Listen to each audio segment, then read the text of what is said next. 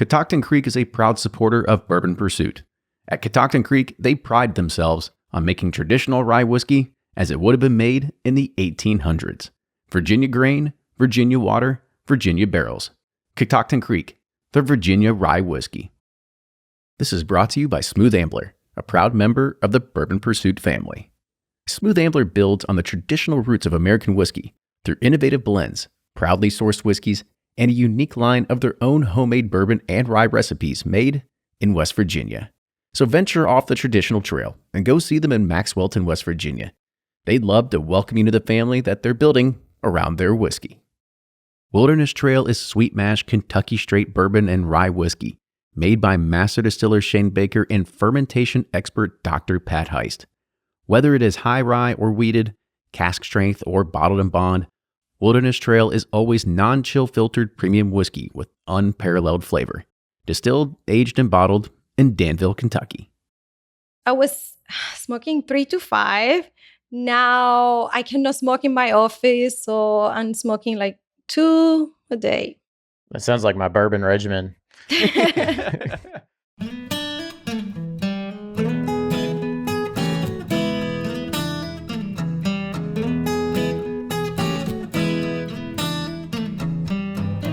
Hey everyone, it's episode 321 of Bourbon Pursuit, the podcast featuring news, reviews, and interviews with people making the bourbon whiskey industry happen. I'm one of your hosts, Kenny Coleman, and before we start today's episode, talking about cigars and bourbon, here's your weekly bourbon news update. Well, there's not too much news, so we're going to go straight into bourbon release news. Four Roses has announced the 2021 limited edition small batch. This year, it has a 16-year OESV that makes up 58% of the blend, with a 12-year-old OESK at 23%, and the others are a 14-year OBSQ and a 16-year OBSV. It's bottled at cask strength, which is 114.2 proof, with about 14,500 bottles to go around this year, and it's going to be released with a price tag of $150. The public lottery to pick up a bottle at Four Roses Distillery can be found at fourroses.com. The Denver Broncos and Breckenridge Distillery have released a limited edition orange and blue Broncos bourbon blends in honor of Breckenridge bourbon whiskey being named the official hometown bourbon of the Broncos.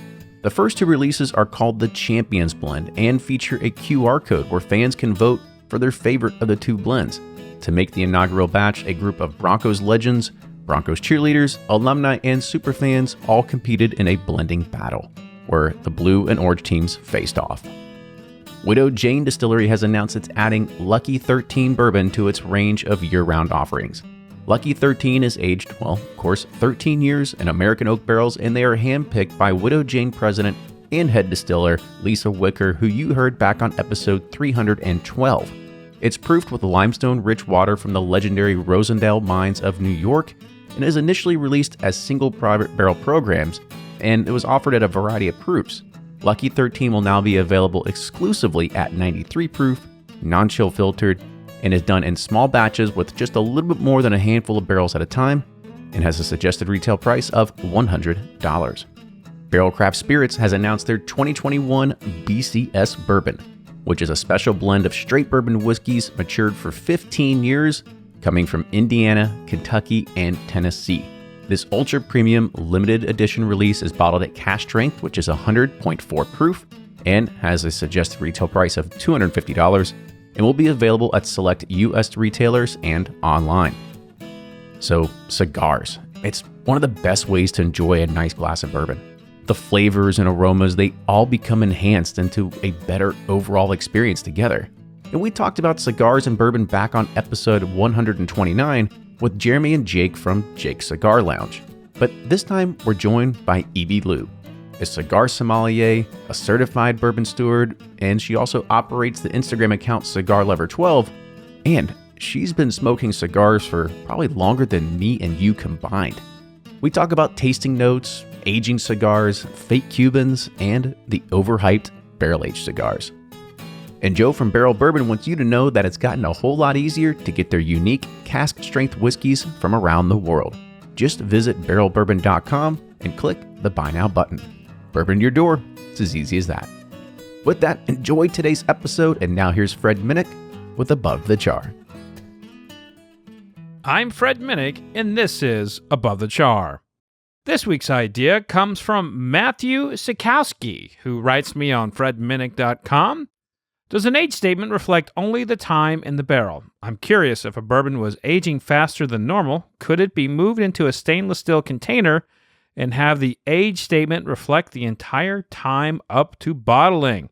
Thanks, and I love your Above the Char moments on Bourbon Pursuit. Well, great question there, Matthew.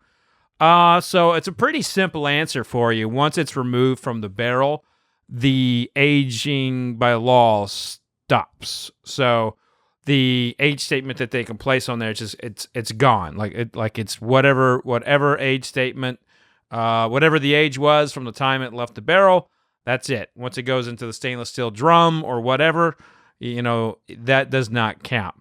In fact, there are some stainless steel drums at Sazerac that have been around for a long time. And the clock is not ticking on those. They're just there. So, yeah, that's a pretty easy one. And in fact, if you think about it, all the flavor comes from the barrel and all the color and everything. So, I wish more people would put age statements on their bottles. I think it is a really great educational tool for us consumers. But, hey, it helps them save money, and they make more money without an age statement because they're not beholden to an age for a product. I mean, and as Bernie Lubbers often says, this is not the bourbon charity. This is the bourbon business. But that's going to do it for this week's Above the Char. Hey, if you want to be like Matthew, hit me up on fredminnick.com and click that contact button, and we will maybe read your question on the air. Until next week, cheers. Welcome, everybody, to another episode of Bourbon Pursuit, the official podcast of bourbon.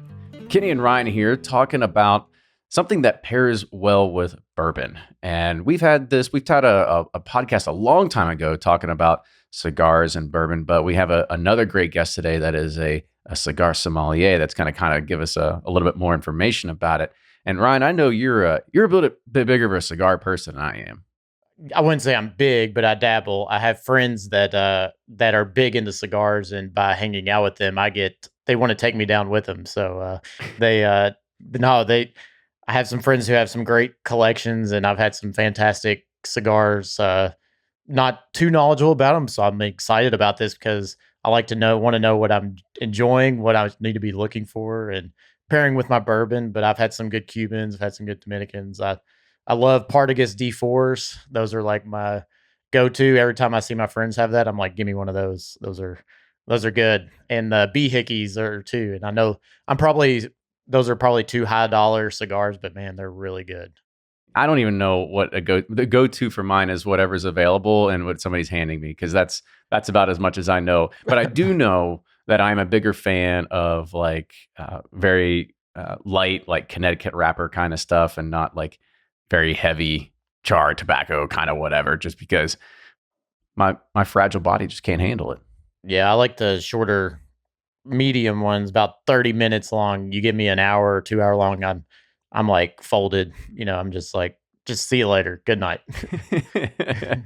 All right. Well, we'll talk about some long ashes and everything right here in a second. So today on the show, we have Ibis Lou. She is also known as Cigar Lover 12 on Instagram. She is a certified bourbon steward and a cigar sommelier, and also working on her Scotch certificate as well. So Ibis, welcome to the show. Thank you. Thank you so much for having me. That's one hell of a pedigree. That's way more than we can say. I know. Now, before we kind of dive into this, let's learn about a little bit more about your background and where you came from, and really what got you into cigars, and then what got you into kind of pairing them and mixing with the spirit side as well. Well, I was born in Cuba, in Havana, so I guess that's in my DNA, the reason why I love cigars so much. So actually the smell, since I was little, I was like, oh my God, it smells so good, So when I was done with college, I needed a part-time. So I'm like, I just, gonna find something close to my house, a little, I don't know, like retail. I've been in sales since I was 17. So I found this beautiful cigar shop in Little Havana. They were hiring, and I was like, yeah, I'm going to be here for a few months, like I'm done with school. I'm going to start my career. And I just fell in love. My idea was a few months. I ended up working for 5 years. So I learned a lot. It was, I remember the owner gave me a book and he told me like, oh, read the book. You're going to have a test in a week. I'm like, this is serious, I don't know. I mean, I knew cigars, like the idea, like the smell, and I knew Cuban cigars because I was born in Cuba. Like everyone smoked cigars, almost like I would say 80% of the population, right? So yeah, so that was how everything started. Just like I didn't went back to my career, I stayed in cigar. Now I work for the cigar. It's gonna be 10 years working in this beautiful industry. And that's why I ended with cigars. So also kind of talk about, do you remember when you had your first cigar? Do you remember what age you were? Yes. Well, actually, this is a little bit embarrassing. I was like 7. My aunt was having a cigar, and she went to the bathroom. I'm like, okay, this is my time to kind of sneak and try to light it up. So I was doing with matches. My mom caught me. I was in timeout. I don't know. I was grounded for a year because she didn't smoke. So my mom is like, oh my God, stay away. That's bad for your health. Blah blah blah blah. So I mean, I didn't smoke it. I did a little bit puff, but I didn't really have a cigar. So when I was like 17 on Christmas, was my first real experience with a Romeo and Juliet, a Cuban Romeo and Juliet. And then I was like, wow, like, this is cool. I want to know more. So when I found that job, it was an opportunity to really know what's behind this, like for me, it was just, I know what is a cigar, but I didn't know the history. I didn't know like how many people are behind only one cigar. It's like literally 400 people behind these things. They planted the tobacco seed in the field until the final process. It's incredible. From what I've understood as well, is that you had mentioned the culture is really heavy on cigars, and it's not uncommon to see grandmas walking down the street in Cuba smoking a cigar. Well, actually, it's just like, I know here people are like, oh my God, you're a girl, you smoke cigar. Oh, how you think about women smoking cigar? I'm like, well, I don't know. I mean, I was raised in a country that is so normal. People don't look at you like, oh, like old ladies, everyone like, it's in our DNA. It's just like everything started in Cuba. When I find, I see women smoking cigar, for me, that's normal. In this country, you don't see it that like it's rare, like when you see a female having a cigar. But for me, it's normal. It's just part of like, okay, it's just another one. So what is the history of why of Cuba, is, that's their culture, part of their history, heritage. What kind of was the catalyst for all that? Is it just because tobacco grows great there and they were like, here we go? Well, the thing with Cuba is Cuba is like, I mean, I'm not into wine, but like French wine. People that doesn't know about wine, they know that French wine, they're amazing. They're one of the best, right? And people that they don't know much about Cuban, I mean, in general, cigar, in the movies, you see all this Scarface and you say like, okay, Cuban cigars are so well known.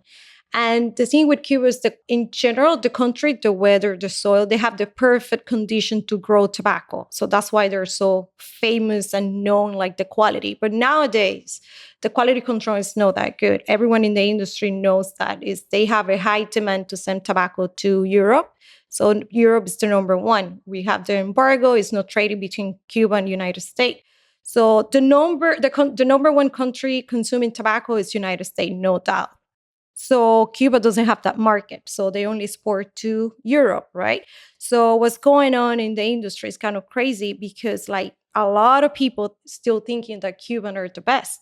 And they're always going to be famous. They're always going to be, and I'm telling you, there's some really good Cuban cigars, but they're hard to find. They're hard to find because they don't wait. There's so many steps, it's the same with bourbon, you need the process, like you need to age, you need to, there's so many steps. But the thing with tobacco, if you accelerate that, you're not letting the tobacco age. I mean, like, for example, Plasencia cigar, I have one cigar that has been aged for 10 years. I think the oldest tobacco Cuba have right now is maybe 3 years old. So they don't wait because they have the demand is so high, they cannot let those cigar age, And besides that, they keep planting in the same soil than Nicaragua and Dominican. What they do is when they end one season, they plant corn, tomatoes, potatoes to bring those mineral, everything to that field, right? To the soil. They need to, like, if you keep planting tobacco and tobacco and tobacco, obviously that soil is going to be like, tired of like planting the same and getting, it's you're not giving me anything back. You're not giving me any, So in Nicaragua, they do that. They plant corn, they do tomatoes, potatoes, they're a family. Actually, tobaccos are in the same family of tomatoes and potatoes. People don't know that. It's kind of funny. But yeah, it's the same family. I think Ryan schooled me on crop rotation at one time, haven't you? Oh yeah. You got it's similar here. A lot of people grow corn, but if you grow corn all the time, it's such a nitrogen hog that it will deplete the soil of a ton of nutrients. So you have to plant soybeans, which are a legume. A legume is a variety that produces its own nitrogen and nutrients. So it will put the nutrients back into the soil. And then you plant wheat because wheat has a deep, vast root system that will aerate the soil and make room for the next batch of corn. So you have to keep constantly rotating. Otherwise, yeah, you're right. You do starve the soil. And growing up, I actually did tobacco. My grandfather had a small couple acres of tobacco, and my God, that's hard work. That one, when you're cutting it and hanging it up in the hot ass barn, you're sweating your ass off. You're like, oh man, this is podcasting is much better. Oh yeah, it's a lot of work. I'm glad you know that. Yeah. So, do you know if did Europe bring over tobacco, or was Cuba was tobacco already growing there? Well, actually, the first factory in the world is in Sevilla, in Spain. But the tobacco was from Cuba. There are some countries, they even grow tobacco in China. You can grow tobacco in your backyard, but the quality is not going to be that good. So that's why countries like Cuba, Nicaragua, Dominican, Honduras, even Costa Rica, in Connecticut, it's a lot of, you have the Connecticut wrapper. It's growing in Connecticut, but they only grow the wrapper because the filler and the binder, obviously, they don't do that well in Connecticut. So you don't find a tobacco 100% made in Connecticut. You can make it, but the quality, flavor-wise, so you can grow tobacco anywhere, but it's not going to be the same as you grow in Cuba or Nicaragua, that, the rain, the amount of rain in the year, the soil, the weather, it's just a lot of factors can ruin the whole crop, Yeah. And with Cuban cigars, a lot of my friends, they say, if you're going to get into Cubans, you have to get a good source over in Europe, similar to here where we had a secondary market for bourbon.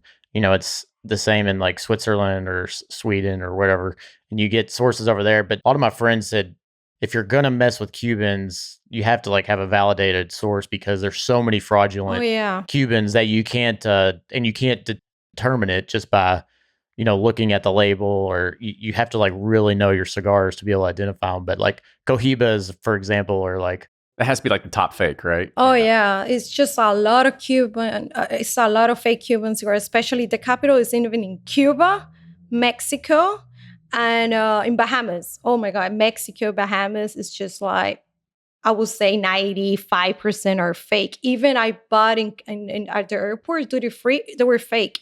When I opened it, I'm like, I can't believe that they put the seal. So those countries, that's their job literally is like to make fake Cuban cigars. In Mexico, they grow tobacco and they have a great wrapper called San Andres. San Andres is, like really like high-end wrapper in a way that, like high-end brands, they use that wrapper. But in Mexico, what they do well is the wrapper. And the wrapper is the most valuable, expensive part of the cigar. It's where you look at, and 70% of the cigar come from the wrapper, So that's how special when you try Connecticut or San Andres from Mexico. There are so many wrappers, but you have to find the right one. Not all the countries can grow. Dominican Republic, you cannot grow wrappers. The only people is Arturo Fuente, because he's kind of in a location that rains a lot. So the microclimate is perfect to grow wrappers. See, things I did not know about. But there is one thing, you're talking about the fakes and stuff. It is funny to pop on the Facebook forums every once in a while, and somebody will have a picture of a bourbon and they'll have a Cohiba next to it. and then there's like 300 comments Oh yeah. that says like, dude, that's a fake, that's a fake, that's a fake. So Yeah. they run rampant. They really do. Yeah. So a lot of my friends would say, start with, before you get down the rabbit hole of cigars, start with, Dominican or Nicaragua cigars, because most of them are not fraudulent and they're very good, just as good, if not, some are better. But Cuba's obviously the Kentucky of bourbon for cigars, but Dominican and Nicaragua have, some good offerings as well. I think Ibis is gonna tell you, no, that's not it. Yeah. Hey, this is just what my friends tell me. So you take me to school. No, it's fine. I would say 99.9% everyone I know think Cubans are the best. And it's not like, everything in life is preference. You can have a Nicaraguan and you can, it's just if they do it a lot, especially in Europe, they do a lot of blind tasting. So when they remove terrain, you don't know if you're smoking a Coiva or 99-cent cigar from the gas station. You don't know where you're having, right? So when they're done with the blind tasting, they go, yeah, 20 people vote for number 3. And when they open it, number 3 is, I don't know, Honduran tobacco. Oh, really? I thought it was Cuban. And then everyone, the least favorite was the Cuban. I'm like, oh my God, how is that? Everything's life is marketing. So Cuban, they do have the reputation. They always going to be famous. Like I say, if you can find the good one, you're lucky.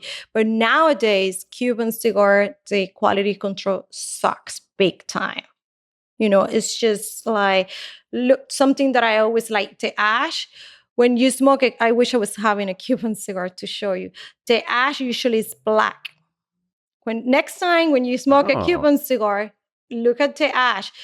This is a Nicaraguan one. I don't know if you can see. It's kind of gray, white. Yeah, gray. Yep. More gray. Yeah. It Right. looks like kind of standard, I guess, maybe. Right. So when you smoke a Cuban, almost all of them are almost black. So that means the soil is not that rich. When you find this white gray, it means like the soil was really rich. The tobacco was growing a rich soil, right?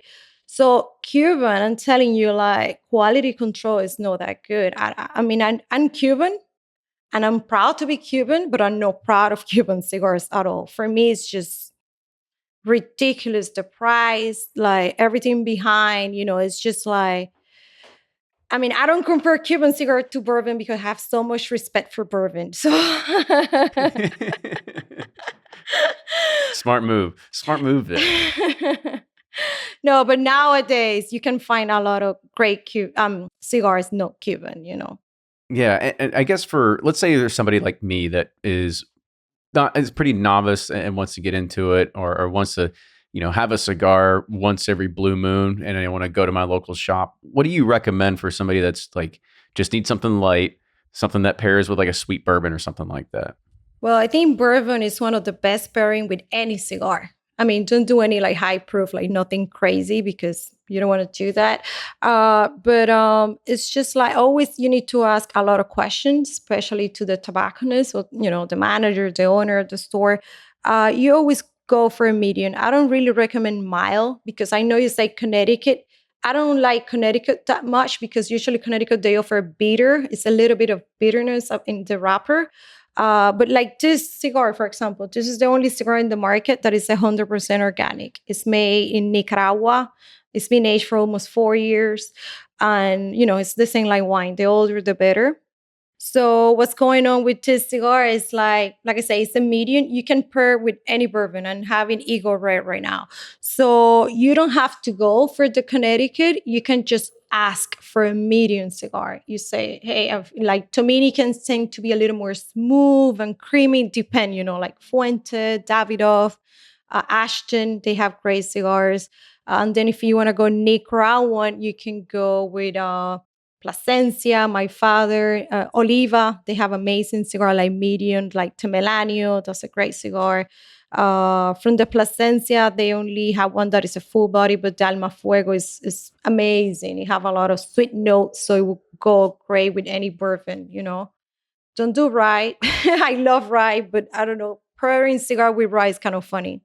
Is it just like the rye is just too spicy of a characteristic that really comes through? I totally get what you're saying. Like, don't go for a Booker's or one of those like 125 proof Willets or anything like that, and stick with something that's, probably below 100 proof, because that's what's going to make a lot of the flavors start coming out. Oh, yeah. I mean, it's not like, no, I'm not saying like, oh, don't do any high proof bourbon with cigar. But if you do that, try to find like a milder cigar. If you do a full body cigar and a high proof bourbon, you're going to burn your palate. Literally, you're not going to enjoy anything. It's just like so much going on that I not recommend that.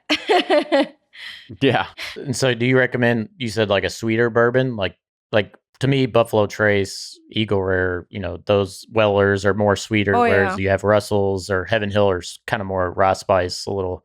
Now, is there a cigar you could pair with those spicier bourbons? Of course. It's a cigar for everything, but it's just like... Of course. It's a cigar for everything. Yeah. I mean, I pair cigar with tea, with when I'm eating, if I'm having pasta. I mean, I pair cigar with almost everything, but it's just like preference. Maybe I recommend something, you're gonna like, oh, come on, Ibis, that doesn't go well because I don't like sweet that much, or I'm more like spicy. You know what I mean? It's just like, it's preference. No, like I would never say, try this with this. It's gonna be the perfect. Maybe you try and you're like, I don't know, really a fan of that, I don't know if I've ever heard of the pasta cigar. You're like, yeah, this is the one I always have with my rigatoni every Tuesday. Well, it's just I smoke a lot, so I sometimes I smoke and eat. I know it sounds crazy, but they do a lot of pairing with steak, cigar. Oh my God, that's amazing! Having a piece of ribeye or fillet or whatever. You need to find what make your palate happy. So it says you're smoking all the time. So how many cigars do you think you're smoking on an average day? Well, I was smoking 3 to 5. Now I cannot smoke in my office, so I'm smoking like 2 a day. That sounds like my bourbon regimen.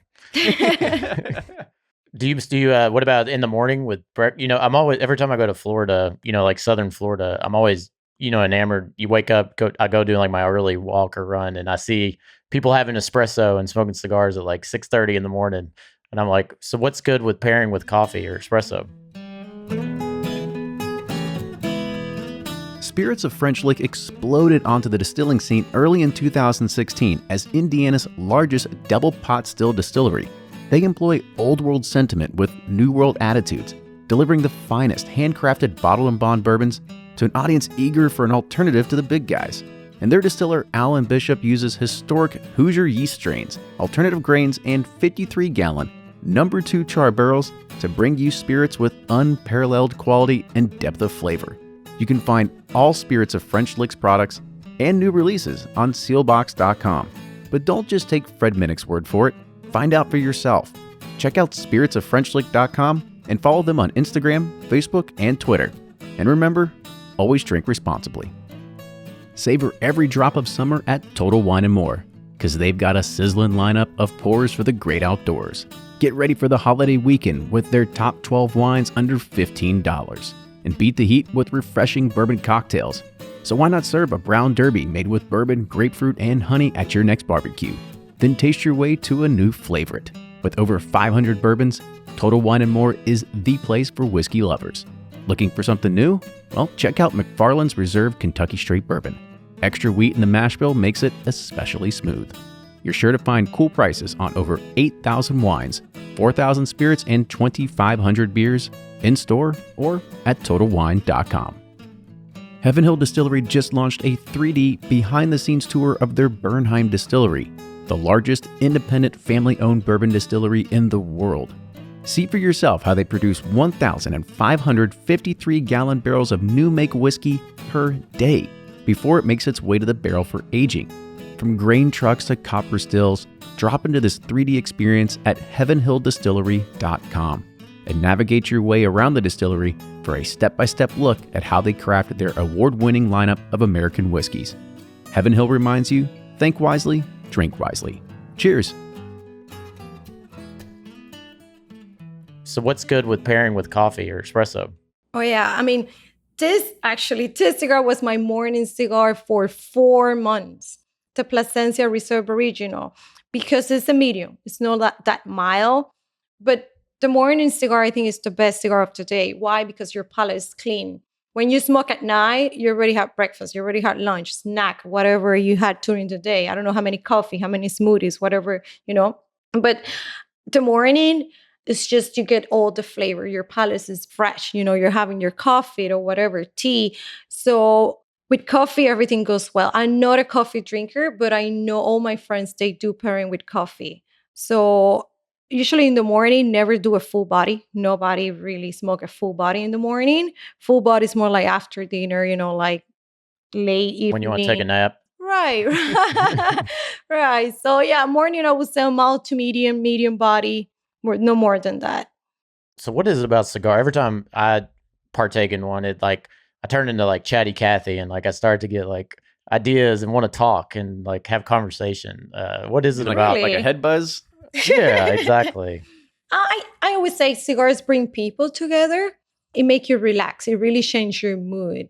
When I was working in retail, I remember seeing all these cops and lawyers like, oh, I need a break. I need my cigar. They came crampy and like, oh, I have this meeting. It went bad. Like after we're done with the cigar, bye, Ibis. Have a great day. I'm like, okay, like it really changes your mood. It make you relax. For this, you need time. You need 45 minutes. You need whatever, if the cigar is short, 35 minutes. So you're not going to be in a rush. You don't puff like cigarette. So you need to relax. You need to enjoy. Even if you're doing a pairing, you want to take the notes, like I enjoy a cigar when I'm smoking by myself. When I'm in a group, like socially smoking, I'm not really 100% thinking like, okay, what's that note? I mean, what I'm tasting? It's just like popping. You're just talking and laughing and whatever you're doing, right? But when you're by yourself, oh boy, you can taste everything, It's like, oh, okay, I found another one, like.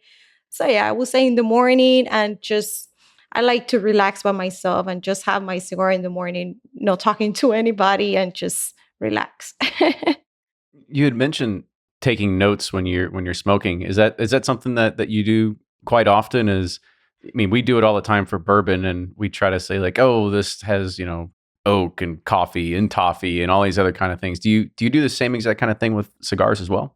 Should I say we do it because people want to know what we think? I'm just kind of curious, like what's Evie's regimen here? Yeah, your friends are like, give us some tasting notes, Ibis. If it's someone that really knows about cigar, are gonna be listening to the podcast, are gonna be like, what are you talking about? We don't really discuss like whiskey, like, oh, this knows. Cigar is more like, at the beginning, I was doing that a lot because I was trying to develop my palate. I was trying to know what I'm doing, what I'm tasting. And then I was doing the research. Okay, this cigar is have tobacco from this part of the country, so it should have this tasting notes, right? So I was like, oh, I was right. I taste the spicy. I taste the chocolate, right? But I don't do that anymore. I usually smoke like I said, I've been smoking this cigar for 5 years already.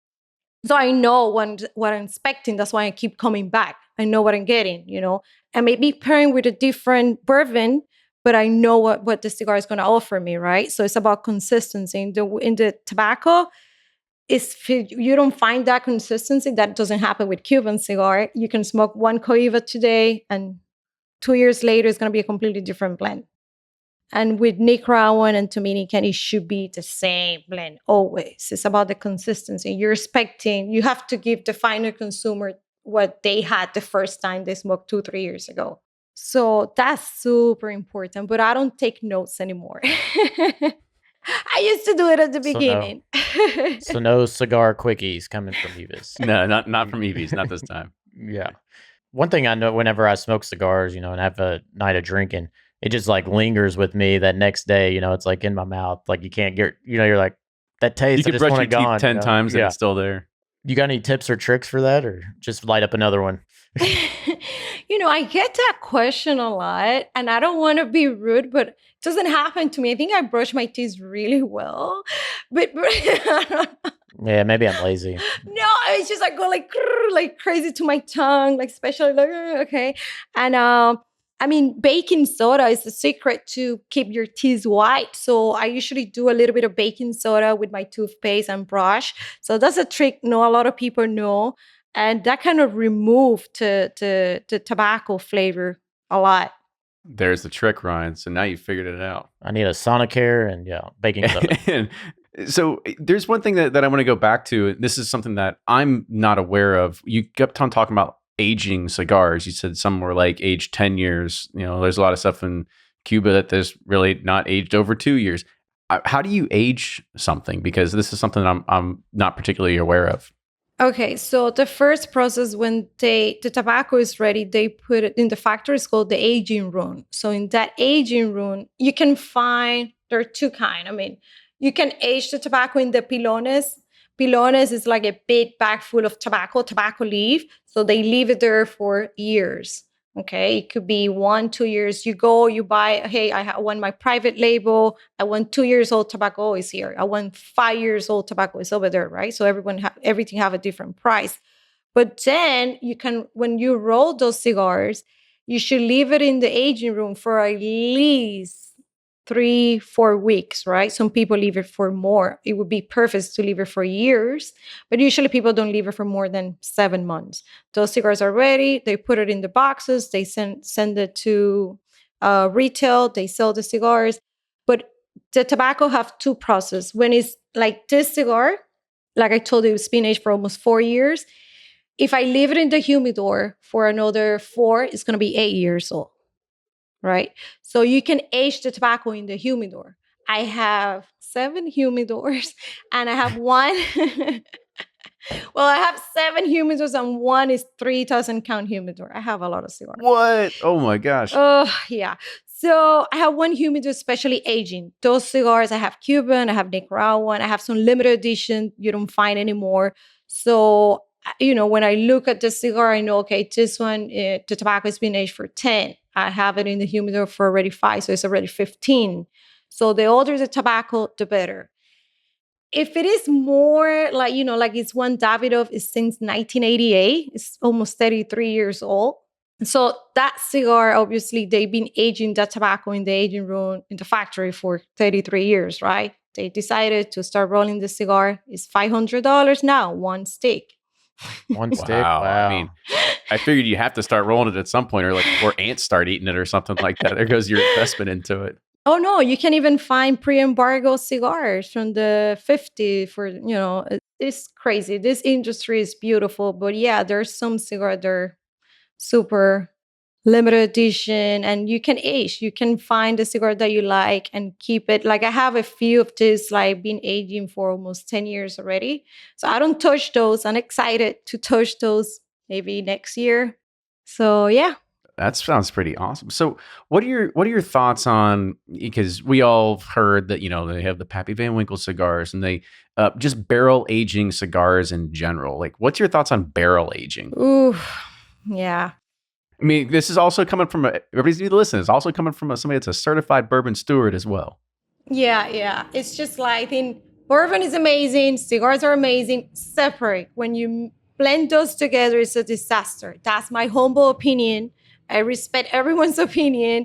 What I say is a disaster because while you're looking in a tobacco, you want to get the flavor from the tobacco. You want to taste what is the tobacco from Nicaragua, the Dominican, or the Cuban. Like you want to taste the soul of Cuba, right? Why are you going to have notes of bourbon, the barrel age, blah, blah, blah. Like for me, that's confusing. I had a few and I couldn't finish it.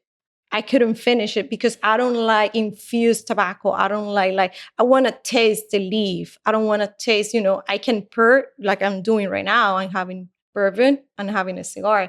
But those people that dips a cigar in the bourbon, you're not supposed to do that. I mean, like I say, everything's preference, but coming from a cigar sommelier, you don't do that. You don't put your cigar inside cognac or... I'm not against flavored cigar, but those are for beginners. Those for people that they don't have the respect for the leaf. You know what I mean?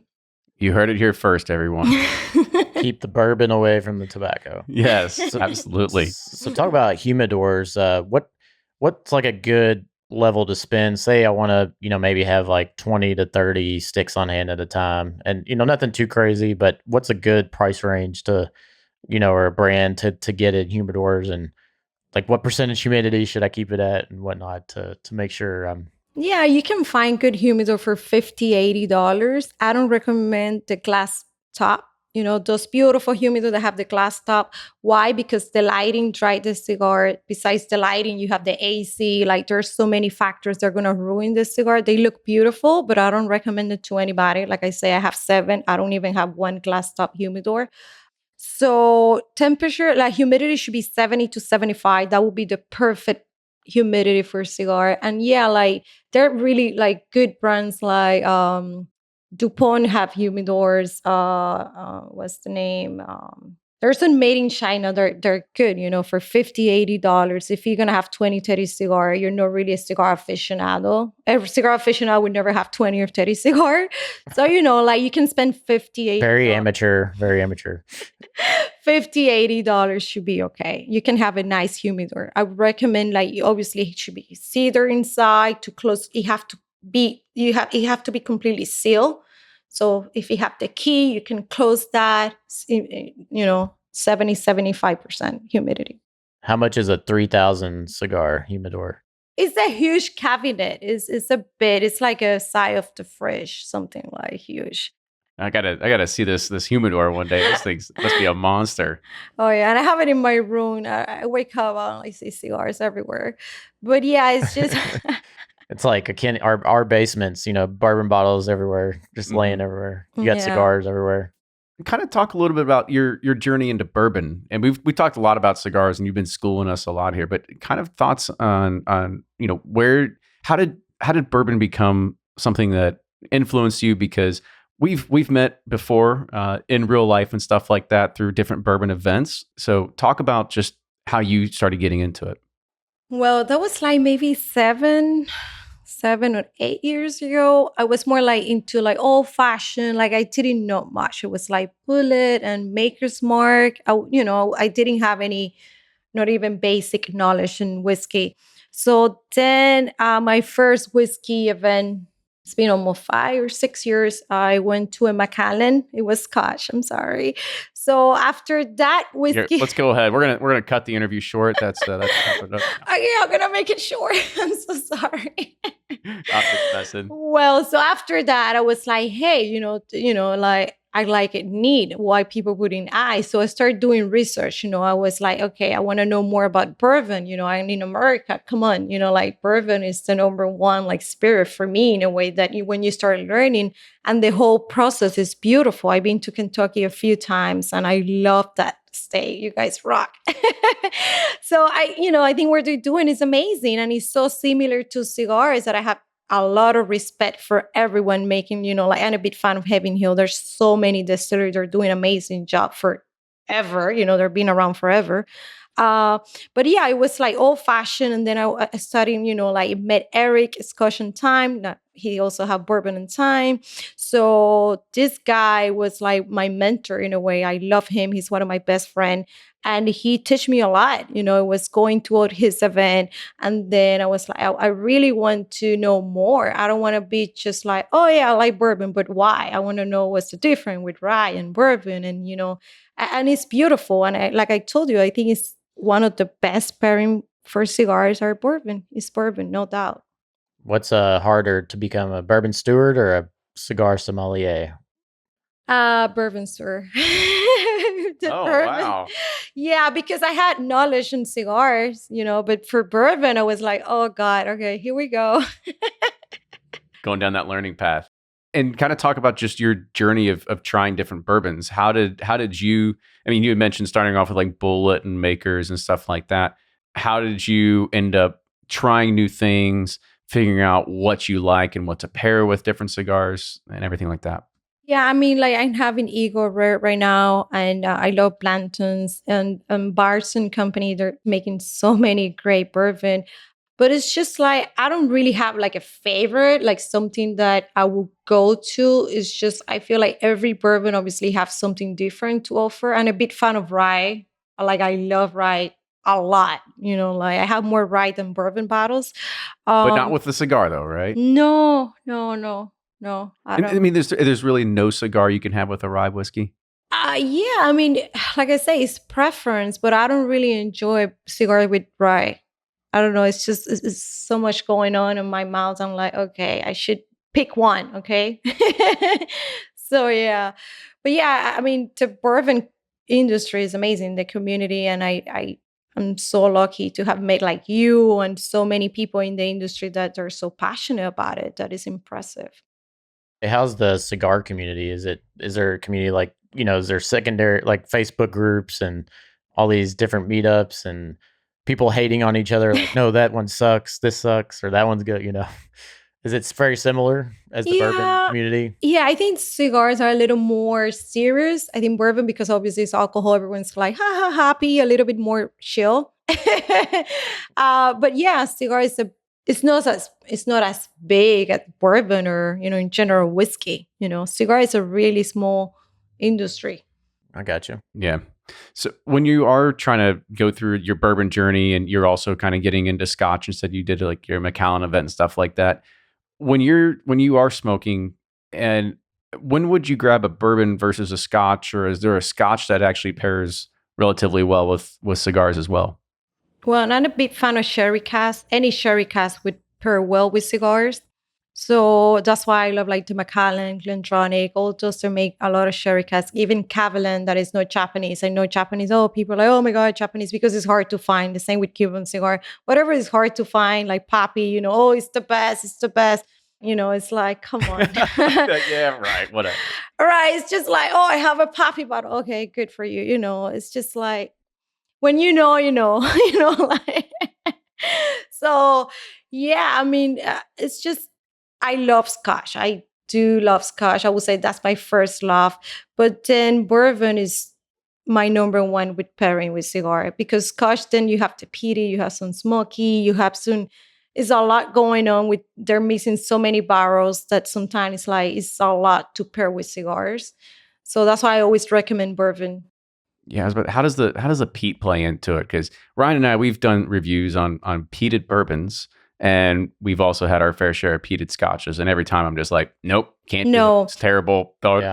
It's gone bad. It's gone bad. Nobody drink the. Nobody. I can do the sherry scotches. Those are sherry cask finish. Those are palatable. Give me a sherry peated though.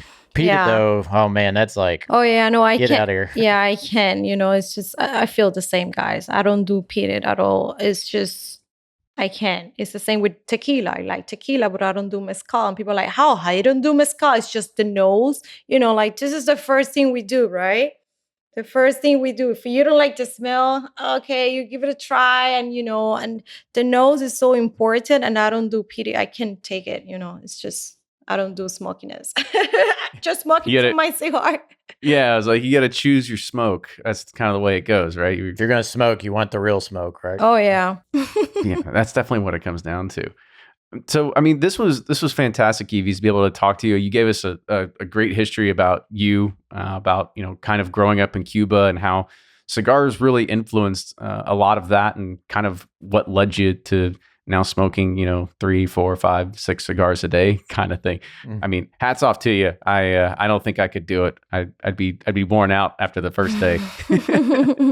It takes a lot of time. And, it's just like when you're passionate about something, I don't even think about it's part of my life. I love cigars so much that it's part of every day. I don't post every time I'm smoking a cigar, because it's my me time. I don't have to share what I'm smoking, So yeah, it's just, it's like you guys with the bourbon. Yeah, that's true. So again, Evis, thank you so much for coming on. If people want to learn more about you, they want to hire you for a cigar and bourbon pairing, how do they do that? Well, they can follow me on Instagram, Cigar Lover 12. I would promise to reply. I do have a lot of message. But yeah, it will be on Instagram, Cigar Lover 12. Thank you so much, guys, for having me. It's been amazing. Absolutely. Very, very happy to have you here. So make sure you follow Evis. Make sure you follow us, Bourbon Pursuit, wherever you get your podcasts, as well as on all the socials as well.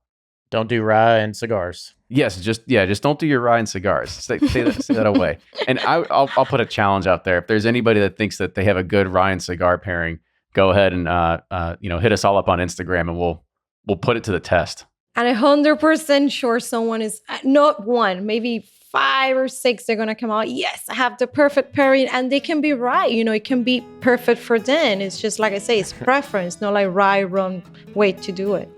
No, it's whatever Evie says goes. Yeah, Ibis lost. Yeah. You get 2 votes in that battle right there.